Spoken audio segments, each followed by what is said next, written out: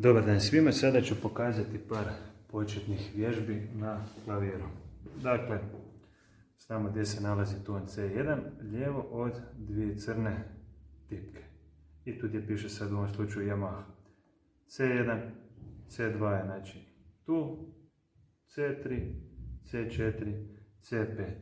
C mali, C veliki, C duboki. Sljedeća vježba je znači ovo. Radit ćemo jednu vježbu gdje ćemo koristiti samo treće prste desne i lijeve ruke. Znači treći prst desne ruke i treći prst lijeve ruke. Dakle, rekli smo da je palac uvijek broj 1, 2, 3, 4, 5. I sada sa trećim prstima lijeve i desne ruke sviramo sve tonove C na klaviru, s time da ćemo brojati prva, druga. Znači odbrojimo prva, druga i krećemo. Evo, sad ćete vidjeti kako to izgleda. Znači namjestimo na tonove C duboki, C veliki i sad odbrojimo. Prva, druga, prva, druga, prva, druga, prva, druga, prva, druga, prva, druga, prva, druga, prva, druga, prva, druga i nazad. Druga, prva, druga, prva, druga, prva, druga, prva, druga.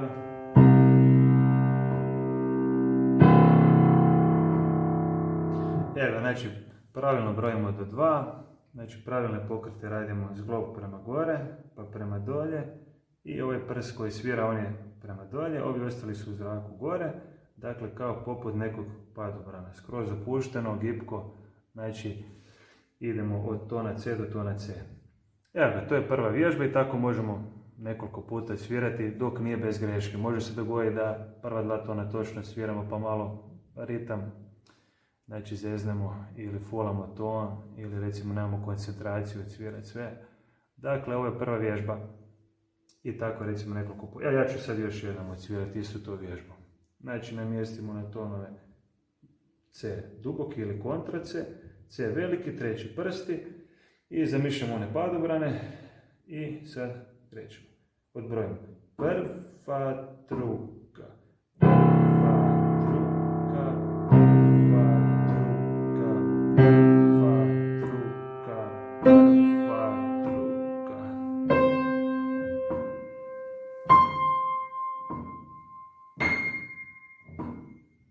Prva, druga, prva, druga, prva, druga, prva, druga.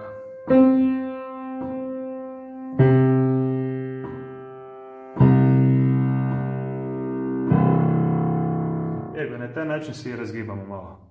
Znači, a i s druge strane smo opušteni jer radimo te velike pokrete i idemo lijevo desno. Ok, znači to je sad prva vježba i sad druga vježba je isto to samo od tona D. Znači sviramo sve tonove D na klaviru. Znači nađemo, ovo je bio C i odmah susjedni ton prema desno je D. Svi tonovi D. Sa trećim prstima. Prva, druga.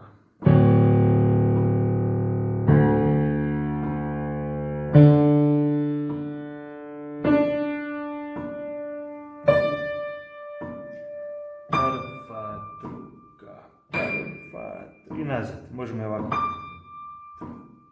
Prva, druga.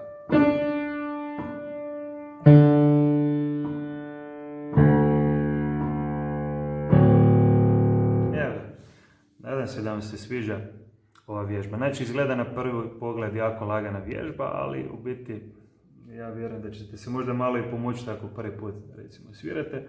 Zato što morate pogoditi točno taj ton, nekad se možda čovjek izgubi u tim svim tipkama, ima puno crnih bijelih tipaka. Znači moramo samo se uvijek fokusirati gdje se nalazi taj ton koji sviramo.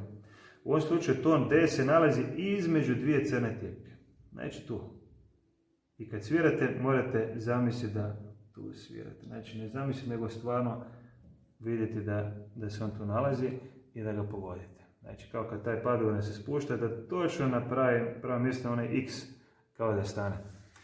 Evo, to je druga vježba i sad možemo tako sve tonove cvijela, recimo ton E, pa si možete zapisivati. Ton C 2 put za redom bez greške, plus plus. Ton D 2 put za redom bez greške, plus plus. I ako ste to bez greške, onda idete na sljedeći nivo, kao da igrate neku igricu. Prvi nivo, pa drugi, pa treći, i tako recimo u jednom danu možete prvi, drugi, treći nivo. C, D, E. Ako je bez greške, onda sljedeći dan odsvirate F, G i A. I onda recimo onaj zadnji dan još odsvirate ton H. Ili tako, evo ga, znači možete se tako malo igrati. A sljedeća vježba još danas koju ću pokazati je isto to, samo što ćemo sad svirati sa drugim prstima. Kaže prst. Znači desna i lijeva ruka, drugi prst. Sviram sve isto, to isto će biti padobran i isto moramo paziti da su svi ostali prsti u zraku, osim ovog koji svira. On je malo prema dolje. Evo ga. Znači namještamo druge prste na tonove C, duboki i veliki, i brojimo prva, druga i krećemo. Prva, druga, prva, druga, prva, druga, prva, druga, prva, druga, prva, druga, prva, druga, prva, druga, prva, druga.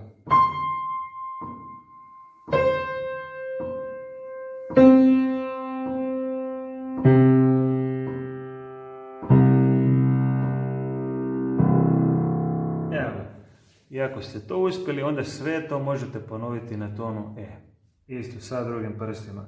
Onda možete recimo sa četvrtim prstima pa sa petim prstima, znači možete si sami osmisliti, ali evo, ta vježba je jako dobra za početak i znači upoznat ćete se sa klavijaturom, a poslije onda možete i sve crne tonove recimo odsvirati. Znači recimo cis i tako dalje. No to možda u sljedećim video zapisima. Hvala vam puno na pažnji i lijep pozdrav!